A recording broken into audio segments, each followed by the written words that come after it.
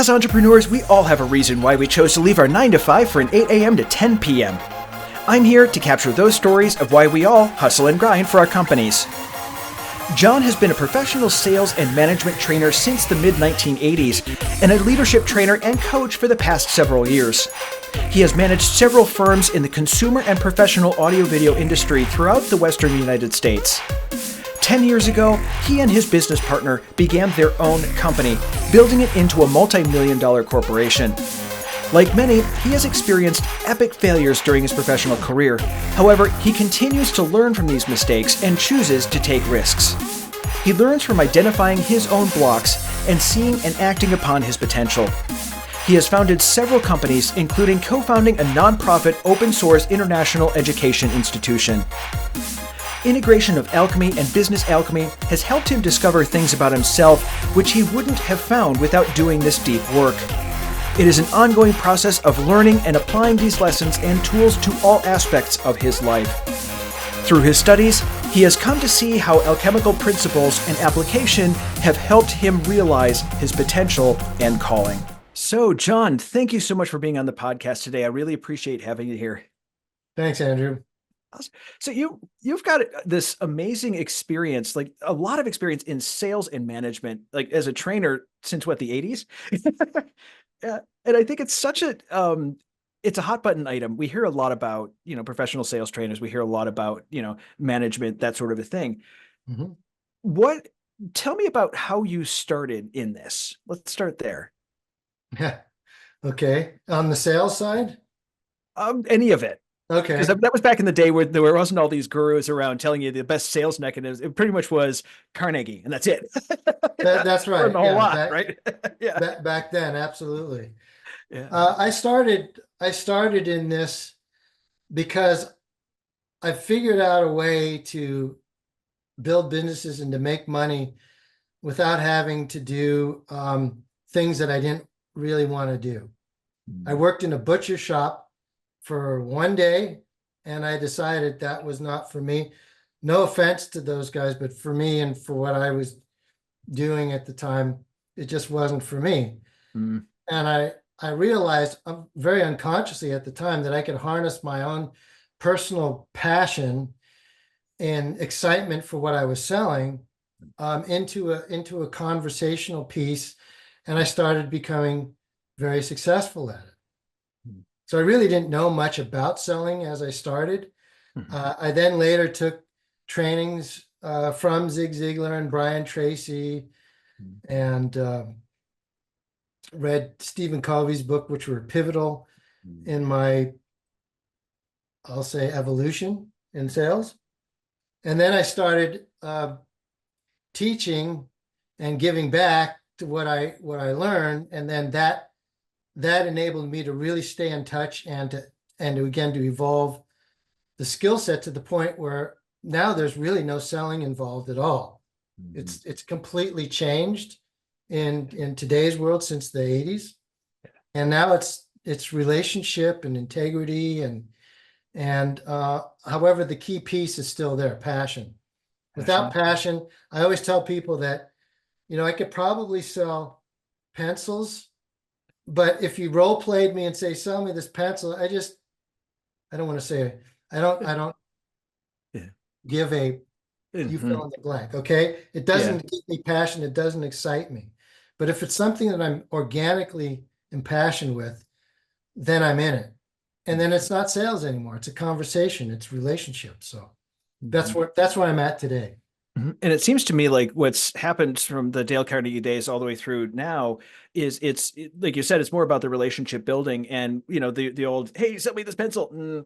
It's slowly building a tribe around you. And I've seen that happen with a number of friends of mine who build businesses where they build this tribe, they build that relationship that you get these, I've heard them referred to as like evangelists, people that are so connected with you and your brand that they just go out and preach your name from the highest mountains and go do their thing. And honestly, for me, as not being a sales guy, I found out later I'm actually really good at sales. I'm just good at a different type of sales, like talking, the relationship. I'm going to go out, we're going to talk, we're going to build a relationship. What can I do to make your life easier? Yeah, exactly. And it's funny is as far as role playing goes, I am the absolute worst at role playing. I mean, I would cringe every time I would have to do a sales role play.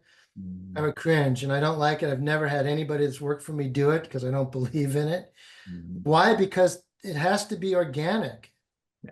and it has to be in the moment and intuition and all those pieces to make the human connection. Mhm. So, and that's me. That's my Yeah. philosophy. So, Yeah. again, no offense to any of you out there that do role play. If it serves you, great, do it. Mhm. Just not for me.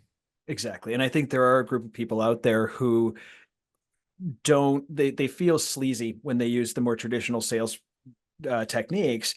And I guess, for them, and okay, let's put it this way, for a visionary, for the founder of a company, of course, sales are a huge part of things. They just hired a salesperson, and that's all they've heard is this: go do role play, sell me your pencil, stuff like that. What would you say to them? Like, what is the benefit?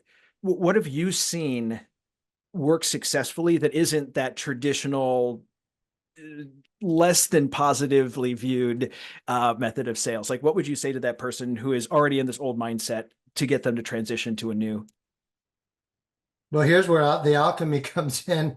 Uh, Yeah. in that regard, you're engaging here the head and the intellect, and that doesn't work so well unless you're also, you probably can't see, pointing, engaging the heart. So both have to be in conjunction, in balance, so that you're using your intellect to know what you're talking about, to have some sense of knowing what you're doing. That's helpful.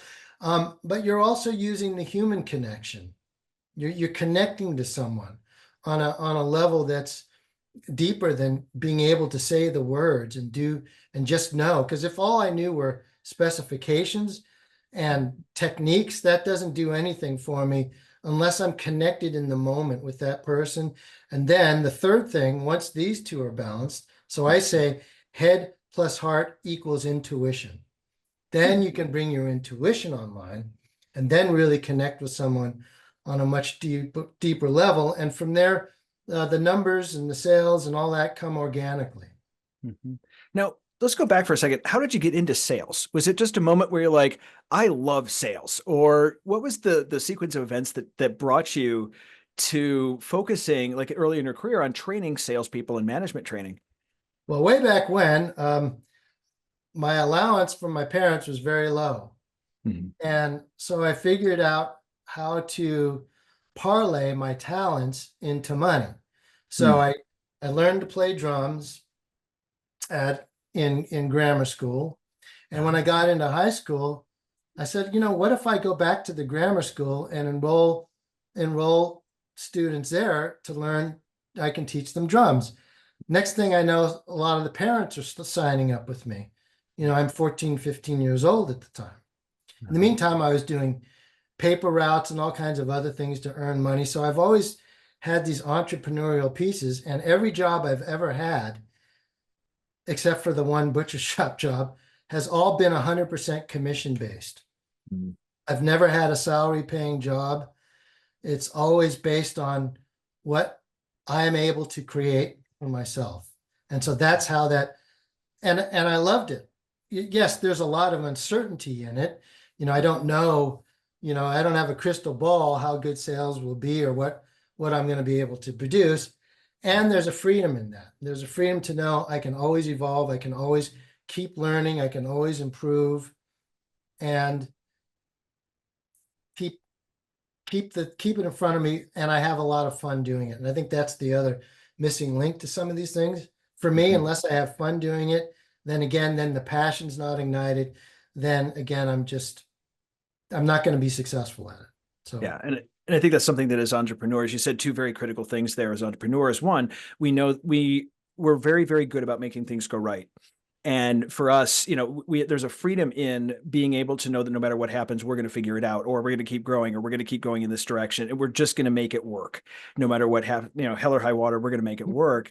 And I think that was really, really critical, in learning, and for us as entrepreneurs. And I think it's something we keep going, and that passion is absolutely something as well. The title of the podcast is Hustle and Grind. There's a reason we hustle and grind for our companies. There's a reason we chose to leave our 9 to 5 for an 8 a.m. to 10 p.m. There's passion behind it. And that's what drives us. Right. Yeah. That's right. And also along the way, I like to say there's been biblical level failures. Mm-hmm. I mean, and failures, maybe that's the harsh word, misses, let's just say, okay? Yeah. And those wouldn't have happened unless there was a certain amount of risk taking. Yeah. It's like, oh, this could be huge. And it turns out it was not that way. And so what do? I move forward. I take more risks and do other things to create that. I think that's one of the big learning pieces in any business is to not to allow that to reflect on me as a person. Yeah. In other words, if something I was convinced was going to be the next big thing and it turned out to be an epic miss, I'm not the epic miss. That idea and maybe how I executed and maybe the market wasn't ready for it. Yep. That's the miss, but not me as a person. So I don't pick up my toys and go home. Yeah. I find other things to try. Yeah. And as entrepreneurs, our risk tolerance is much higher than most people's. We're just, we're those people. It's like, let's poke it and see what happens rather than being, well, that's kind of scary. I don't know if I want to go out there. It's like, no, I want to see what's going on. We're the ones who jump off the cliff and build the plane on the way down. And it's not easy. And it takes a certain, real temperament and self-trust, I think, to do that, which is what I hope to facilitate and give back now to others at this point in my life. Now that I'm at a place where I'm trying to build my own legacy now, those are the tools that I like to try and teach and to give back. Exactly. So you mentioned a little bit about alchemy. I'd like you to get into kind of what that is, how it helped you, how you found it. I know a lot of people think, there's a lot of different things out there, a lot of different, ideas about alchemy. But what is it? Let's start there, kind of the basics. So, two worlds collide, business and alchemy. Right?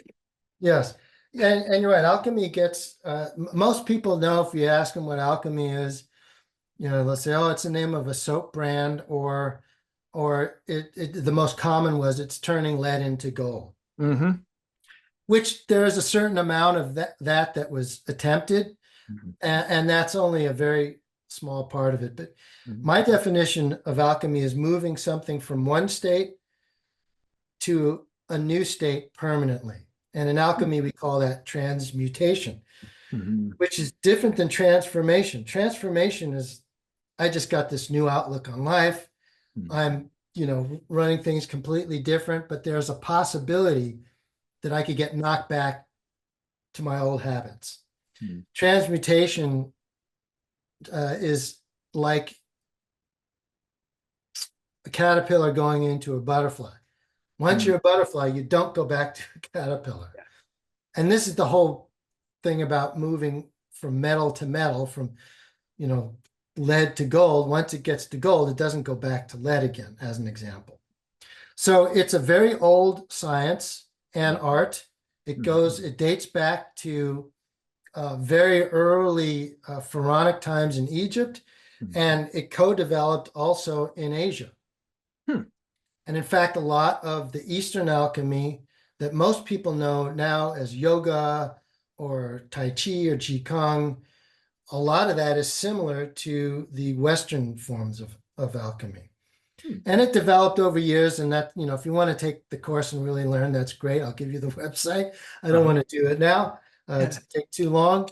But fast forward to today, a lot of folks know who Carl Jung is, one of the fathers of modern psychology. He had the largest alchemical library in the world. I didn't know that. Based a lot of his theories on his work in alchemy. So today, modern psychology is based, a lot of it, on what alchemists had been doing for millennia. If you look at the psychology side, there's a physical, psychological, and a spiritual part of alchemy that all work hand in hand. But back then, there was no differentiation. There was no word for psychology back then. It's all part of the healing modalities. So in today's work, using that to find and to build that self-trust, to build that ability to not let those misses cause me to be a miss, Mhm. to move myself to create the life that I want to have, that's where alchemy comes in. And there are many steps and there's a lot to it. And there's real world tools. It's not some arcane philosophy that you read about in a book and then, okay, that was great. Now what? Mm. No, there's real tools that you can use daily or in a moment that work very, very effectively. So, like, what are some of those tools? What are some of the things that you learned to do, just so we can get some reality on what that seems and what that, the theory is always good. I want to see kind of as an entrepreneur, what are some things I can do that would be easily put into practice that are alchemical that I can use in my life. I can't tell you that. No, no, okay. No, that's the secret. I love it. Yeah. So in alchemy, there's a lot of imagery that's used, a lot of art, tons of it, and they're wild. I mean, all kinds of wild artwork that like makes no sense. Hmm. However, what they do is they appeal and they transfer to the subconscious, and then what Jung calls the collective unconscious, the human experience. Hmm. And a lot of times that artwork will evoke something in you. And when it does, that evokes an emotional charge, and that emotional charge will adjust a behavior. Okay. Now, I'm working in the psychological world now. Mhm. And so what does that mean? That means if I say, okay, here's the Azoth drawing, what does that mean to you? If you've studied that right away, you'll visualize it, you'll know what it is, and it's going to start moving something. Hmm. And so part of the training is using a lot of images. Why? We spoke about this in the pre Mhm. interview, is a lot of times in workshops, you can get really fired up and take a lot of notes and stuff, and then it wears off after a certain amount of time. The Hmm. passion wears off. And then it's like, what was that thing that Hernandez guy said? I don't remember.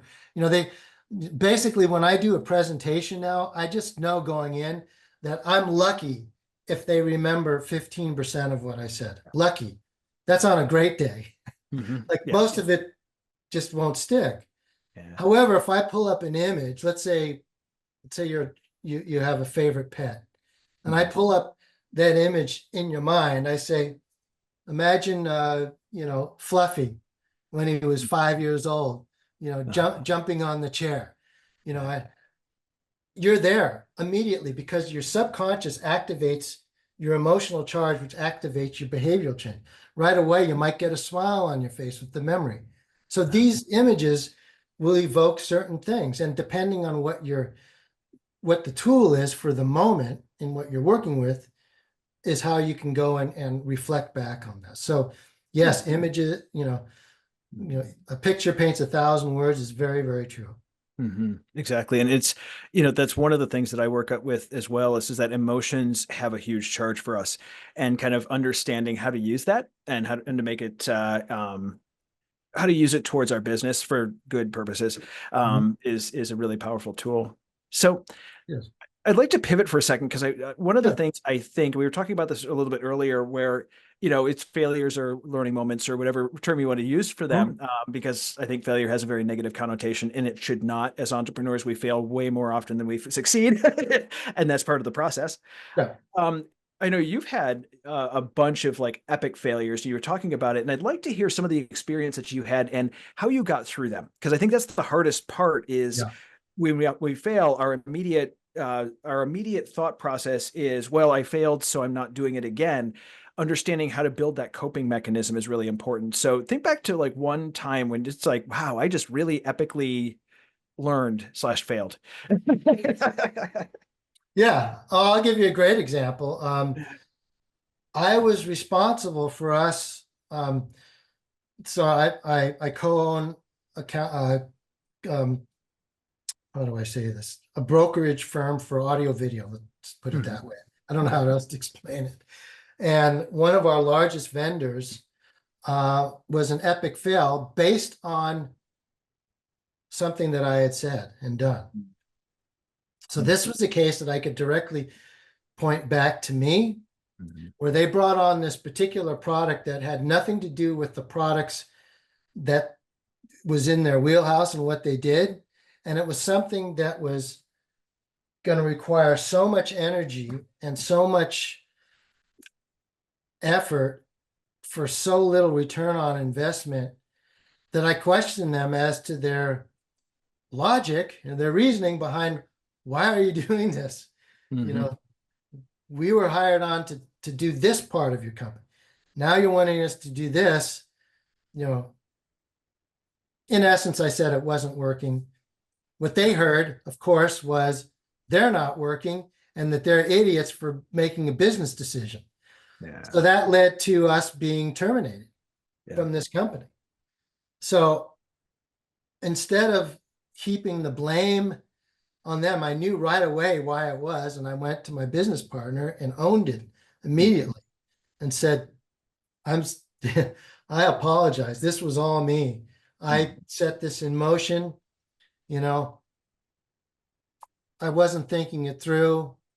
And so I learned from that. And I learned how I might do something differently next time without putting myself into such a place of shame where I couldn't get out of it. Or blaming it all on them and becoming the victim in all of it. It's so really taking a deep look at what was my part in this, and now what can I learn and do differently the next time. That was a big lesson. It's that accountability side of things, just saying, whoop, that didn't work. You know? And might I add, it was quite a costly lesson as well. Of course. Are they ever cheap?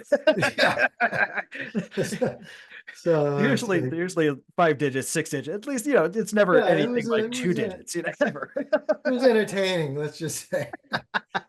So but that's how I learned from it, and I owned it right away. And that's why, most people say that partnerships fail after a few years. We've been at this for 12 years as co-founders and equal shareholders in our corporation, and we have mastered the art of communication with each other, and we thrive off each other. I talk to him probably 6 times a day, every day. So there is light at the end of the tunnel with failures. Now, some of the failures were just things that just simply didn't work out. My intuition and instinct was way off. And so again, okay, great. I'll do something different. And I'm choosing not to let that stop me from taking new risks and trying new things. Because guess what? Some of them do work. And when they work, that's great. Exactly. But sometimes they don't. And again, that's our risk aversion is very, very different. And we're going to go out, poke it, see what happens. And sometimes that doesn't work out. I think exactly. And by the nature of being in a commission only environment, the risk aversion is moment by moment. I mean, it's always there. It's very different from having a stable set of numbers that I can rely on and count on all the time. It's just not that way.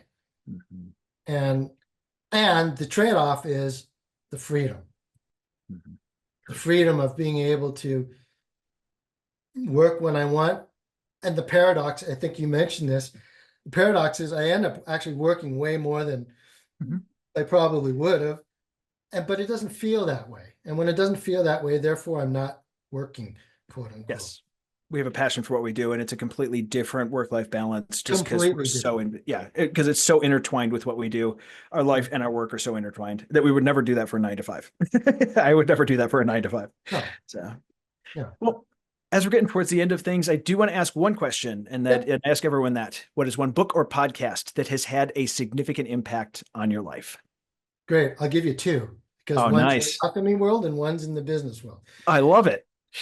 In the business world, it has to be Stephen Covey's 8th Habit. There is a principle in there that he talks about called the third option that I absolutely resonated, have used it constantly to this day, which is the both and. What is something that we haven't yet come up with that we can create here if there's a standstill? Mm-hmm. So that book was pivotal in my business career and in my personal life too. I mean, just you can morph that into anything. In the alchemy world, my mentor's book, his name is Dennis William Hawk, and his book called The Emerald Tablet changed my perspective and my understanding of alchemy completely.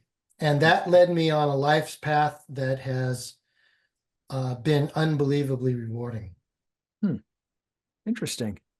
Well, cool. Well, we'll have to add them in, and I'm just trying to start a book list because I ask everyone that question because I think it's really, as far as me, I have a line item in my budget just for Amazon books because I order them so often. I'm a voracious reader, and it's always fun to come up with different ones. So I like that, and especially that Stephen Covey book. We know the 7 Habits, but then he came out with this book, The 8th Habit. There's an addition that he had to it, which I think is important. Yeah, not that the first 7 aren't important; they are, but the 8th habit just seemed to just really sit with me. And I'll in the show notes I'll put the couple of websites, my coaching website. And if anybody is interested and wants just to have a casual chat, I'm not going to charge you. I'm not going to rope you into 12 sessions minimum. It's going to be very casual. And if you're called to do it, even with that, some people ask me, well, how many sessions do I need? Like, I don't know. Could be 3, could be 12, could be, who knows? We go by session. I don't try and, lock you into these long things because it has to be organic. It has to be if it's called to you and it's working. So I'm happy to give a casual chat. My information will be there. And if you are interested in alchemy itself and the broader hermetic arts and sciences, it's a whole other thing.